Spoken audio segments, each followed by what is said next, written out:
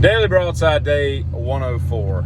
I grew up in an era where people pulled into gas stations and asked for directions. And I didn't think that was still a thing with everybody having phones.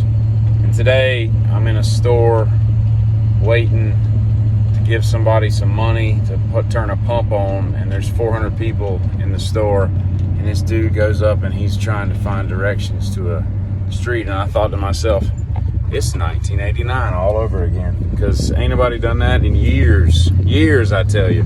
It must be difficult for rabbits to find carrots out in the wild, because I've never seen those things growing anywhere, and I understand that they grow underground, but it makes you think, where in the world does all our food come from? Because that stuff ain't growing naturally. I've never been walking in the woods and seen a squash growing or a pumpkin, you know. Did we just invent all that stuff? I feel like I need to look into more agricultural issues in it, because I don't think I have anywhere near a good enough grasp of it.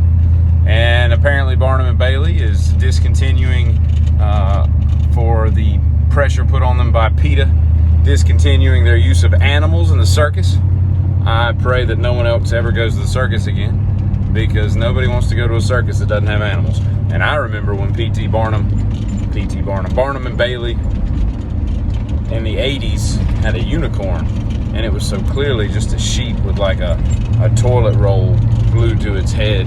But nevertheless, animals is what made that stupid thing. And I understand that they beat the elephants, but elephants are apparently too dumb to walk off because they're not really tied to anything. So the elephant could quash them if they wanted to, but they choose not to.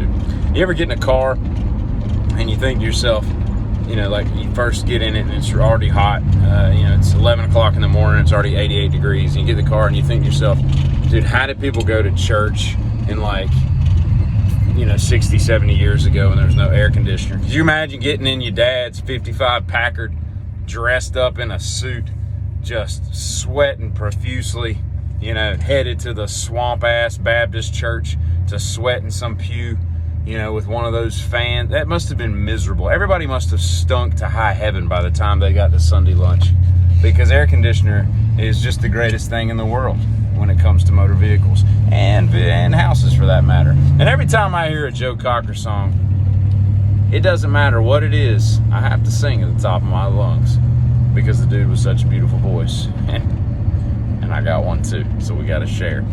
Rest in peace, Joe.